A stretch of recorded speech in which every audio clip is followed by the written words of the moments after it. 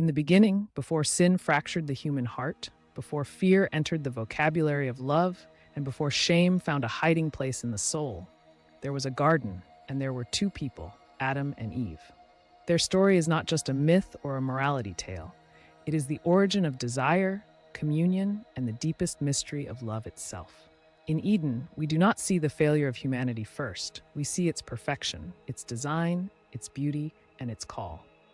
The account of Adam and Eve in Genesis is not merely a creation narrative. It is a theology of the body, a revelation of love's original form, and a reflection of divine intimacy. When God said, "It is not good for man to be alone," he wasn't just referring to companionship in a human sense. He was speaking of communion, a bond that reflects the Trinity. Adam alone was the first not good in creation. All else was good, even very good. But man, made in the image of divine relationship, was incomplete without someone to receive and return the gift of himself. This points to what St. John Paul II called original solitude. Adam names the animals, sees the beauty of creation, but no suitable partner is found.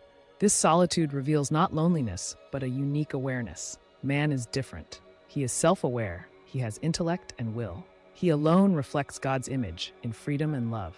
Yet his body tells him he is made for relation, not absorption into nature, not domination, but communion. This ache is not a flaw.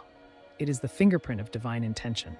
So God formed Eve, not from dust, but from Adam's rib, signifying equality, closeness to the heart, and unity. She was not made from his head to rule over him, nor from his feet to be trampled by him, but from his side to walk with him.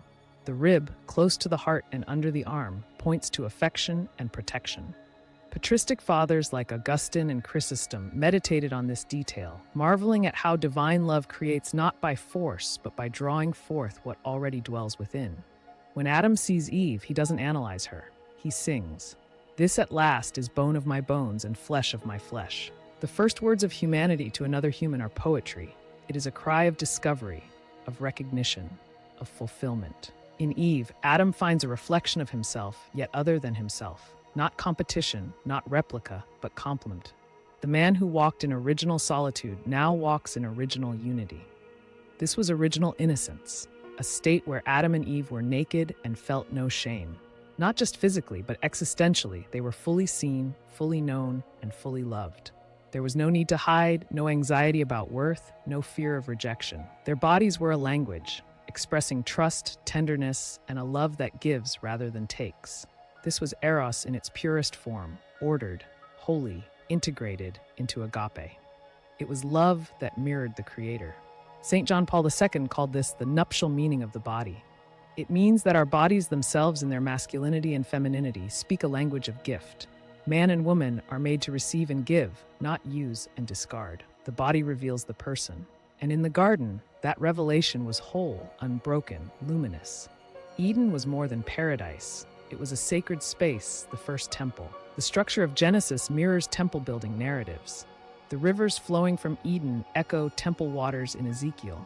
The presence of God walking in the garden, the cherubim guarding its entrance after the fall, and the vocation to till and keep, Hebrew, abad, and shamar, are temple words, used later to describe priestly duties. Eden was where worship was born. Adam was not only the first man, but the first priest. His very life was liturgy, to receive, to bless, to offer.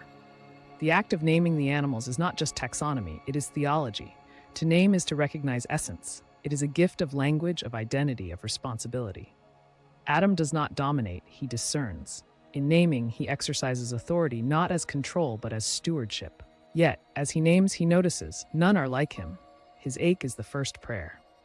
And God answers not with a sermon, but with sleep and gift. Eve's creation from a rib in silence while Adam sleeps is an act of divine artistry. No fanfare, no spectacle, just the deep work of love.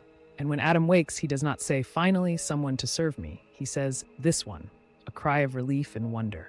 Her difference does not alienate, it completes. In her face, he sees the echo of his own. In his voice, she hears the first word ever spoken to her, a word of belonging. But the serpent slithers in. The most cunning of creatures does not confront. He whispers. He does not offer a new fruit, but a new interpretation. His venom is not the fruit, but the framing. God is withholding. God is not good. God cannot be trusted. The lie is not in the object, but in the intention. Eve's interior struggle matters. She does not act out of hunger, but hesitation. She adds to God's word, we must not touch it, perhaps already beginning to doubt. And Adam, silent, passive, present, does not protect. His failure is not inaction, but indifference. The sin is not in a bite, but in the breakdown of communion. And then, shame. Shame is more than embarrassment. It is disintegration. The gaze once full of delight becomes threat. The body once entrusted becomes covered. The voice that once named now withdraws. Adam blames, Eve deflects, God calls, they hide, and yet he seeks. The consequences echo. Pain in childbirth, not as a curse, but as a sign that life now comes through labor. Toil in the ground, a reminder that creation now resists rather than receives. The relationship between man and woman becomes strained. Domination replaces mutuality. Yet even in judgment, mercy glimmers. Life goes on. Names continue. The story is not severed, only slowed. Eden may be closed, but its memory burns. We see it in every wedding vow, in every tear shed for intimacy lost, in every heart that longs to be fully known and still loved, in the ache that haunts and the hope that endures. Adam and Eve are not just figures of origin, they are mirrors of meaning. They are theology wrapped in flesh. They show us that love begins in freedom, grows in trust, falters in suspicion, and heals in mercy.